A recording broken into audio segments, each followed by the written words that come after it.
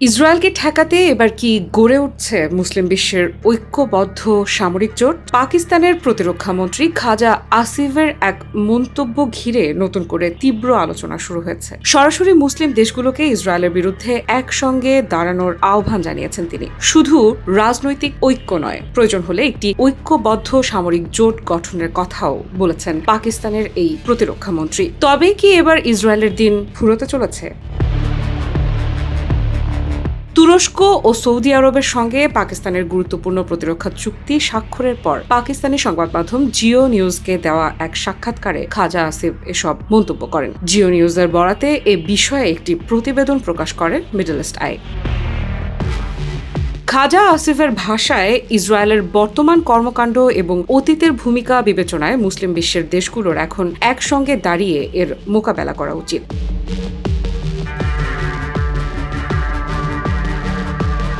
খাজা আসিফ বলেন, অন্তত এমন একটি পরিস্থিতি তৈরি হয়েছে যেখানে পুরো মুসলিম বিশ্বকে একসঙ্গে হয়ে এর মোকাবেলা করতে হবে। অর্থাৎ ইসরায়েলকে ঘিরে শুধু কূটনৈতিক প্রতিবাদ নয়, প্রয়োজনে সম্মিলিত প্রতিরক্ষা কাঠামোর দিকেও এগিয়ে যাওয়ার ইঙ্গিত দিয়েছেন তিনি। পাকিস্তানের প্রতিরক্ষা মন্ত্রীর অভিযোগ, ইসরায়েল পুরো মুসলিম বিশ্বের জন্যই একটি হুমকি। তার দাবি, ফিলিস্তিনিদের অধিকার এবং তাদের আকাঙ্ক্ষা অনুযায়ী সমস্যার সমাধান না হওয়া পর্যন্ত এই সংকট শেষ হবে না। আর এখানেই সবচেয়ে বড় সতর্ক বার্তাটি দিয়েছেন খাজা আসিফ। তিনি বলেছেন, ইসরায়েলের ফিলিস্তিন বিরোধী ও ইসলাম বিরোধী অবস্থান দেশটির ক্ষমতায় কে আছে তার উপর নির্ভর করে বদলে যাবে না। তার আশঙ্কা, ভবিষ্যতেও একটি মুসলিম দেশকে অন্য মুসলিম দেশের বিরুদ্ধে ব্যবহার করার চেষ্টা চালিয়ে যাবে ইসরায়েল।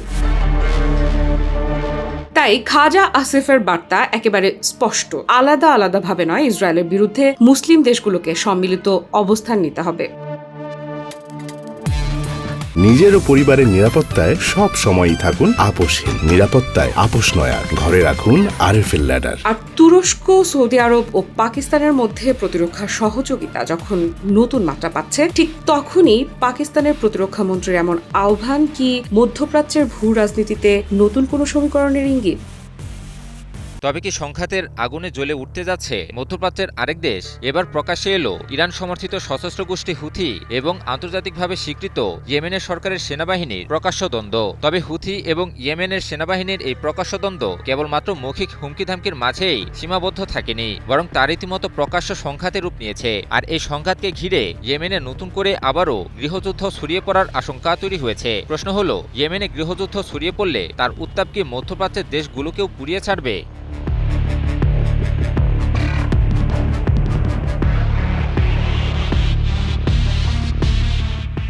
সম্প্রতি ইয়েমেনের মধ্যাঞ্চল ও পূর্বাঞ্চলে ইরান সমর্থিত হুথি বিদ্রোহীদের পৃথক হামলায় দেশটির সরকারি বাহিনীর অন্তত ৩০ সেনা নিহত এবং আরও অন্তত অর্ধ শতাধিক আহতের খবর পাওয়া যায়। জানা যায়, মারিব ও হাদ্রামাউত প্রদেশে আন্তর্জাতিকভাবে স্বীকৃত ইয়েমেন সরকারের বিভিন্ন সামরিক ক্যাম্প লক্ষ্য করে ওই হামলা চালায় হুথিরা। হুথিদের এই হামলার পর এর কড়া জবাব দেওয়ার হুঁশিয়ারি দেয় ইয়েমেনের সেনাবাহিনী।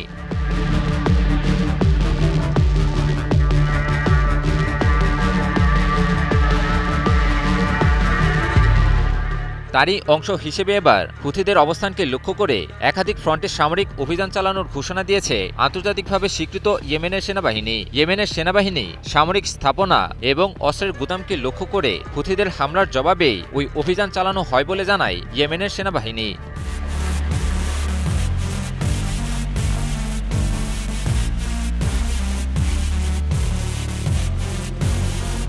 ইয়েমেনি সেনাবাহিনীর মুখপাত্র হুঁশিয়ারি দিয়ে বলেছেন, হুথিরা যদি সেনাবাহিনীর উপর হামলা অব্যাহত রাখে তাহলে তাদের বিরুদ্ধে পাল্টা হামলা চালানো হবে এবং কোনো ধরনের ছাড় দেওয়া হবে না। তবে প্রশ্ন হলো, হঠাৎ করেই হুথি বিদ্রোহী এবং ইয়েমেনের সেনাবাহিনীর এই প্রকাশ্য দ্বন্দ্বের কারণ কি? মূলত ২০১৪ সাল থেকেই ইয়েমেনে ভয়াবহ গৃহযুদ্ধ চলছে। ওই সময় ইরান সমর্থিত হুথি বিদ্রোহীরা রাজধানী সানা দখল করে নেওয়ায় আন্তর্জাতিকভাবে স্বীকৃত দেশটির সরকার সৌদি আরবে নির্বাসনে যেতে বাধ্য হয়। এর কয়েক মাস পর ২০১৫ সালে আন্তর্জাতিকভাবে স্বীকৃত সরকারকে পুনরায় ক্ষমতায় বসাতে সৌদি নেতৃত্বাধীন জোট এ যুদ্ধে হস্তক্ষেপ করে। তবে দীর্ঘদিনের এ যুদ্ধ পরবর্তীতে উভয় পক্ষের জন্য কোনো জয় পরাজয় ছাড়া এক অচলাবস্থার প্রক্সি যুদ্ধের রূপ নেয়।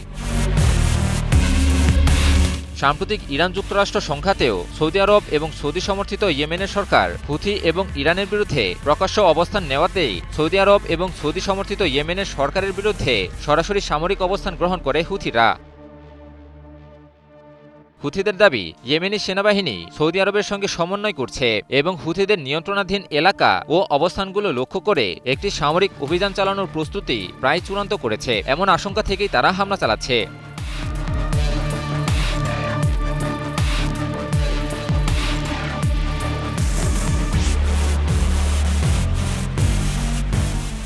বিশ্লেষকরা বলছেন, পরিস্থিতি দ্রুত অবনতি ঠেকানো না গেলে ইয়েমেনে চলমান এই সংঘাত নতুন করে গৃহযুদ্ধের দিকে গড়াতে পারে। একই সাথে এই গৃহযুদ্ধের উত্তাপ যে মধ্যপ্রাচ্যের অন্যান্য দেশ, বিশেষ করে সৌদি আরবেও ছড়িয়ে পড়তে পারে সে বিষয়েও সতর্ক করে দিয়েছে বিশ্লেষকেরা। যুক্তরাষ্ট্রের মতো পরাশক্তির সামনে ইরানের হুমকি থামকি ধুপে টিকবে না। সাম্প্রতিক যুক্তরাষ্ট্র ইরান যুদ্ধটি শুরু হওয়ার পূর্বে এমনই খবর চাউর হয় বিভিন্ন আন্তর্জাতিক মহলে। তবে যুদ্ধের ৫ মাস পরে ইরান শুধু যে সে ধারণাকে ভুলই প্রমাণিত করেছে তাই নয়, নিজেকে মধ্যপ্রাচ্যের অন্যতম শক্তিশালী সামরিক শক্তিতেও পরিণত করেছে। প্রশ্ন হলো, নানা আন্তর্জাতিক নিষেধাজ্ঞার মাঝে থেকেও ইরান কিভাবে ধীরে ধীরে নিজেদের সামরিক শক্তি বৃদ্ধি করল। ইরানের এই সামরিক উত্থানের পেছনে সবচেয়ে বড় কারণগুলোর একটি হল যুদ্ধের তিক্ত অভিজ্ঞতা। ইরাকের সাথে দীর্ঘ ৮ বছরের যুদ্ধটি ইরানকে বুঝিয়ে দিয়েছিল বিদেশি অস্ত্র সরবরাহের উপর অতিরিক্ত নির্ভরশীলতা দেশটির জন্য বড় দুর্বলতা তৈরি করতে পারে। এর সঙ্গে যুক্ত হয় দীর্ঘদিনের আন্তর্জাতিক নিষেধাজ্ঞা। ফলে আধুনিক অস্ত্র আমদানি কঠিন হয়ে পড়লেও ইরান থেমে থাকেনি, বরং নিষেধাজ্ঞাকেই নিজেদের প্রতিরক্ষা শিল্প গড়ে তোলার প্রেরণায় পরিণত করে। এরপর ধীরে ধীরে গড়ে ওঠে ইরানের নিজস্ব সামরিক প্রযুক্তি। বিশেষ করে ক্ষেপণাস্ত্র কর্মসূচিকে সর্বোচ্চ গুরুত্ব দেয় তেহরান। ফাত্তা, খাইবার শেখান, সেজ্জেল এবং খুররাম শাহরের মতো একের পর এক নিখুঁত নিশানাভেদী ব্যালিস্টিক ও ক্রুজ ক্ষেপণাস্ত্রের বিশাল ভাণ্ডার যুক্ত হয় ইরানের সামরিক বহরে। দূরবর্তী স্থানে আঘাত হানার সক্ষমতা ইরানের প্রতিরোধ ক্ষমতা বহুগুণ বাড়িয়ে দিয়েছে। তবে ইরানের সামরিক কৌশলের সবচেয়ে আলোচিত অধ্যায় সম্ভবত নিজস্ব প্রযুক্তিতে তৈরি ড্রোন। তুলনামূলক কম মূল্য হওয়ায় বিপুল পরিমাণে ড্রোনের মজুত করতে সক্ষম হয় ইরান, যা কিনা প্রতিপক্ষের ব্যয়বহুল আকাশ প্রতিরক্ষা ব্যবস্থাকে রীতিমতো দিশেহারা করে দেয়। শাহেদ, মোজাহের, আরাস মডেলের ড্রোনগুলো শত্রুর বিরুদ্ধে রীতিমতো ত্রাসের সঞ্চার করে। একই সাথে মধ্যপ্রাচ্য জুড়ে বিভিন্ন সশস্ত্র গোষ্ঠীর মাধ্যমেও একটি বিস্তৃত আঞ্চলিক নেটওয়ার্ক গড়ে তোলে ইরান, যাদেরকে ইরানপন্থী প্রতিরোধের অক্ষ বা অ্যাক্সিস অব রেজিস্ট্যান্স বলা হয়। এই প্রতিরোধ অক্ষের মধ্যে রয়েছে লেবাননের হিজবুল্লাহ, ইয়েমেনের হুতি বিদ্রোহী এবং ইরাক, সিরিয়ার বিভিন্ন মিলিশিয়া বাহিনী। এই প্রক্সি নেটওয়ার্কের কারণে নিজের সরাসরি সামরিক উপস্থিতি ছাড়াই মধ্যপ্রাচ্যের বিভিন্ন অঞ্চলে কৌশলগত প্রভাব বিস্তার করতে সক্ষম হয় ইরান। এর সঙ্গে যুক্ত হয়েছে চীন ও রাশিয়ার সঙ্গে ইরানের কৌশলগত সম্পর্ক। অর্থনৈতিক, প্রযুক্তিগত ও সামরিক সহযোগিতার মাধ্যমে এই দুই দেশের সঙ্গে সম্পর্ক ইরানের আন্তর্জাতিক পরিমণ্ডলে বিচ্ছিন্নতা কমানোর পাশাপাশি দেশটির সক্ষমতা বৃদ্ধিতেও গুরুত্বপূর্ণ ভূমিকা রাখে। বিভিন্ন আন্তর্জাতিক গণমাধ্যমের দাবি, রাশিয়া দেয়া গোয়েন্দা তথ্য আর উন্নত প্রযুক্তি, অন্যদিকে চীনের স্যাটেলাইট তথ্য এবং সামরিক সরঞ্জাম যুদ্ধে ইরানকে অপ্রতিরোধ করে তোলে। নিজের ও পরিবারের নিরাপত্তায় সব সময়ই থাকুন আপোষহীন। নিরাপত্তায় আপোষ নয়া, ঘরে রাখুন আরএফএল ল্যাডার। অর্থাৎ ইরানের সামরিক শক্তি একদিনে তৈরি হয়নি। বহু বছরের যুদ্ধের অভিজ্ঞতা, পশ্চিমা নিষেধাজ্ঞাকে টেক্কা দেয়া নিজস্ব প্রযুক্তির বিকাশ, ক্ষেপণাস্ত্র ও ড্রোন কর্মসূচির ধারাবাহিক উন্নতি, অসম যুদ্ধ কৌশলের ব্যবহার, আঞ্চলিক মিত্রদের নেটওয়ার্ক এবং চীন রাশিয়ার সঙ্গে কৌশলগত সম্পর্ক, সবকিছুর সমন্বয়ে ধীরে ধীরে তৈরি হয়েছে ইরানের বর্তমান সামরিক সক্ষমতা। ঠিক এই মুহূর্তে রাশিয়ার বিরুদ্ধে যুদ্ধ হলে কি রণক্ষেত্রে টিকে থাকতে পারবে যুক্তরাষ্ট্র? কারণ সাম্প্রতিক সময়ে ইরানের বিরুদ্ধে যুদ্ধে জড়িয়েই ব্যাপক নাজেহাল অবস্থায় পড়েছে মার্কিন কেন্দ্রীয় কমান্ড। বিভিন্ন আন্তর্জাতিক সংবাদ মাধ্যমের তথ্য বলছে, যুক্তরাষ্ট্রের সামরিক বহরে থাকা মোট এয়ার ডিফেন্স সিস্টেমের ৮০% নাকি ইরান যুদ্ধের ময়দানেই ফুরিয়ে গেছে। এখন তাহলে কি করবে মার্কিনিরা? প্রশ্ন হলো, সামরিক শক্তি বিবেচনায় রাশিয়া ও যুক্তরাষ্ট্র ঠিক কোন অবস্থানে রয়েছে? তিনটি দানবাকৃতির বিমানবাহী রণতরীতে ২ শতাধিক যুদ্ধবিমান সম্প্রতি মধ্যপ্রাচ্যে আনে যুক্তরাষ্ট্র। শুধু তাই নয়, পারস্য উপসাগরীয় অঞ্চলে নিজেদের প্রভাব বলয় টিকিয়ে রাখতে অঞ্চলটির বিভিন্ন প্রান্তে কমপক্ষে ২১টি সামরিক ঘাঁটি গেড়েছিল মার্কিন কেন্দ্রীয় কমান্ড, যেগুলোতে ছিল হাজার হাজার মার্কিন সেনা এবং প্যাট্রিয়ট ও থার্ড মডেলের শক্তিশালী এয়ার ডিফেন্স সিস্টেম। এসব সমরাস্ত্রের কাজই ছিল মূলত শত্রুপক্ষের যুদ্ধবিমান, মিসাইল কিংবা ড্রোন হামলাকে প্রতিহত করা। কিন্তু মার্কিনীদের চোখের দিকে আঙুল তুলে ইরান জানিয়ে দিয়েছে, কেবলমাত্র সামরিক শক্তি থাকলেই যুদ্ধে বিজয় লাভ করা সম্ভব নয়, পাশাপাশি প্রয়োজন সঠিক রণকৌশলও। তাই তো ইরানের মতো অপেক্ষাকৃত কম সামরিক শক্তির একটি দেশের কাছেই লজ্জাজনক পরাজয় বরণ করতে হয়েছে যুক্তরাষ্ট্রকে। জানা গেছে, চলতি বছরের ফেব্রুয়ারি থেকে জুলাই মাস পর্যন্ত চলা যুদ্ধে ইরানের পাল্টা হামলার মুখে ব্যাপক ক্ষয়ক্ষতির শিকার হয়েছে মার্কিন কেন্দ্রীয় কমান্ড। যুক্তরাষ্ট্রভিত্তিক গবেষণা প্রতিষ্ঠান center for strategic and international স্টাডিজের মতে, ইরানের বিরুদ্ধে যুদ্ধ শুরুর আগে যুক্তরাষ্ট্রের সামরিক বহরে প্রায় ২,২০০টি প্যাট্রিয়ট এবং ৪৫২টি থার্ড মডেলের এয়ার ডিফেন্স সিস্টেম ছিল। তবে তেহরানের ছোড়া মিসাইল ও ড্রোন হামলা থেকে মধ্যপ্রাচ্যে অবস্থিত মার্কিন ঘাঁটিগুলোকে রক্ষা করতে সেই স্থাপনাগুলোতে এই এয়ার ডিফেন্স সিস্টেম মোতায়েন করেছিল যুক্তরাষ্ট্র। কিন্তু ইরানের পাল্টা হামলার মুখে মোট মজুদের ৮০% আকাশ প্রতিরক্ষা ব্যবস্থাই ফুরিয়ে গেছে মার্কিন সামরিক বাহিনীর। সম্প্রতি এক প্রতিবেদনে এমন চাঞ্চল্যকর তথ্যই জানিয়েছে মার্কিন সংবাদ মাধ্যম CNN। ক্ষতির মাত্রা শুধুমাত্র এতটুকুর মাঝেই সীমাবদ্ধ থাকেনি যুক্তরাষ্ট্রের। ইরানের বিরুদ্ধে উত্তাপ ছড়ানো যুক্তরাষ্ট্রের সামরিক বহরের অন্যতম শক্তিশালী মিসাইল টমাহকের মজুদও নাকি শেষের দিকে। CNN-এর মতে, এই ক্ষেপণাস্ত্রের প্রায় অর্ধেকই সাম্প্রতিক যুদ্ধে ব্যবহার করেছে মার্কিন কেন্দ্রীয় কমান্ড। তবে ইরানের বিরুদ্ধেই যদি এমন বেহাল দশা হয় যুক্তরাষ্ট্রের, তবে রাশিয়ার সাথে যুদ্ধে জড়ালে কি হবে মার্কিনীদের? ইউক্রেনের বিরুদ্ধে টানা ৪ বছরেরও বেশি সময় ধরে যুদ্ধ চালিয়ে যাচ্ছে রাশিয়া। তবুও মস্কোর সামরিক ভাণ্ডারে অস্ত্রের কোনো প্রকার যেন টান পড়ছে না। বিশ্লেষকদের দাবি, যুদ্ধের এই ময়দানে ইউক্রেনের পক্ষে পরোক্ষভাবে লড়ছে যুক্তরাষ্ট্রসহ পশ্চিমা সামরিক জোট ন্যাটো।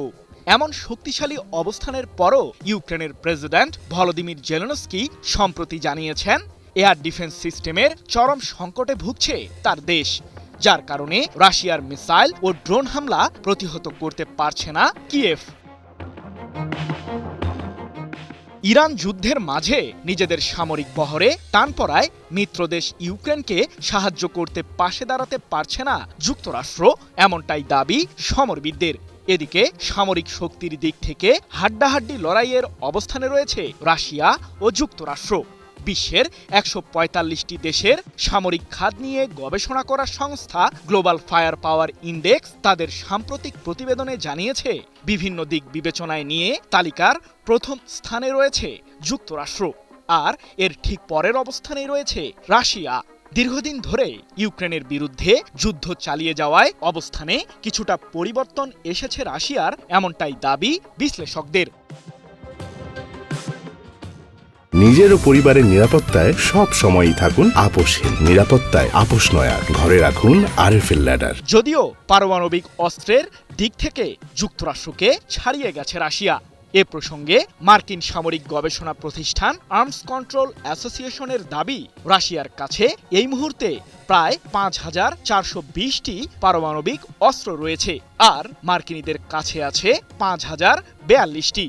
এছাড়াও সাম্প্রতিক ইরান যুদ্ধে যুক্তরাষ্ট্রের ক্ষয়ক্ষতির বিষয়টি বিবেচনায় নিয়ে বিশ্লেষকরা বলছেন, সমরাস্ত্র মজুদের এই ঘাটতি ভবিষ্যতে রাশিয়া কিংবা ভিন্ন কোনো শক্তিশালী দেশের বিরুদ্ধে সম্ভাব্য যুদ্ধে মার্কিন সামরিক বাহিনীর লড়াই করার সক্ষমতাকে নেতিবাচকভাবে প্রভাবিত করবে।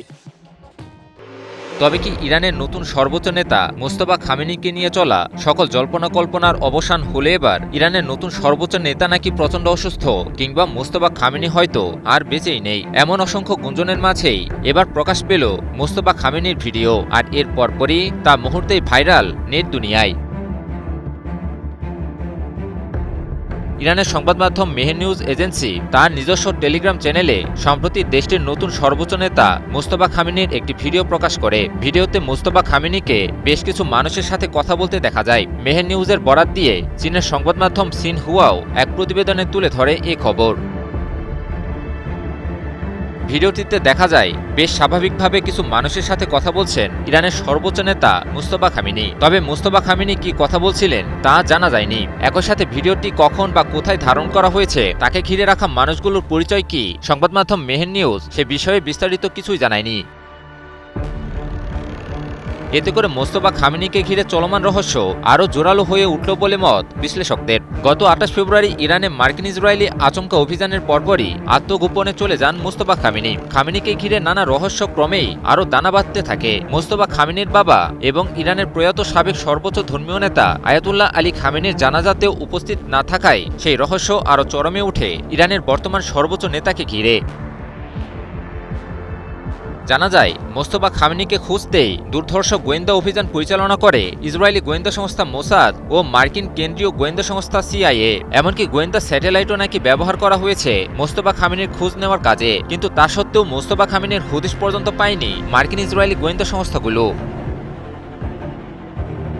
এবার এরই মাঝে মোস্তফা খামেনির প্রকাশ্য ভিডিও প্রকাশকে ঘিরে তৈরি হয়েছে নতুন করে জল্পনা। আন্তর্জাতিক বিশ্লেষকরা বলছেন প্রতিপক্ষকে কৌশলগত বার্তা জানান দিতেই এই ভিডিও বার্তার কৌশল গ্রহণ করতে পারেন ইরানের এই নতুন সর্বোচ্চ নেতা। গত 28 ফেব্রুয়ারি যুক্তরাষ্ট্র ও ইসরায়েলে শুরু করা আচমকা অভিযানে মোস্তফা খামেনির বাবা এবং ইরানের প্রয়াত সাবেক সর্বোচ্চ ধর্মীয় নেতা আয়াতুল্লাহ আলী খামেনি নিহত হন। আয়াতুল্লাহ আলী খামেনি নিহতের পর ইরানের অ্যাসেম্বলি অব এক্সপার্টস মোস্তফা খামেনিকে দেশটির নতুন সর্বোচ্চ নেতা হিসেবে নির্বাচন করে। এরপর থেকে আত্মগোপনে থেকেই ইরানকে দিক নির্দেশনা দিয়ে যান তিনি। নিজের ও পরিবারের নিরাপত্তায় সব সময়ই থাকুন আপোষহীন। নিরাপত্তায় আপোষ নয়া, ঘরে রাখুন আরএফএল ল্যাডার। ইরানে শুরু করা মার্কিন ইসরায়েলি আচমকা সামরিক অভিযানের পর থেকেই দেশ দুটির বিরুদ্ধে তীব্র প্রতিরোধ চলমান রাখে ইরান। দীর্ঘ 5 মাস পরে এসেও ইরানকে তো কিছুতে কিছু করতে পারেনি যুক্তরাষ্ট্র ও ইসরায়েল। উল্টো ইরানের প্রতিরোধের মুখে নিজেরাই দিশেহারা হয়ে পড়েছে। এবার যুক্তরাষ্ট্রকে মধ্যপ্রাচ্য ছাড়া করে ছাড়বে ইরান, এমনই করা হুঙ্কার ছুড়েছে দেশটি। তবে কি যুক্তরাষ্ট্রকে সরিয়ে মধ্যপ্রাচ্যের নিয়ন্ত্রণ নিবে ইরান? এরই মাঝে নিজেদের নিরাপত্তা নিজেদেরই রক্ষা করতে মধ্যপ্রাচ্যের দেশগুলোকে আহ্বান জানিয়েছে ইরান। তবে কি মধ্যপ্রাচ্যের নিরাপত্তা কাঠামোতে বড় পরিবর্তন আসতে চলেছে?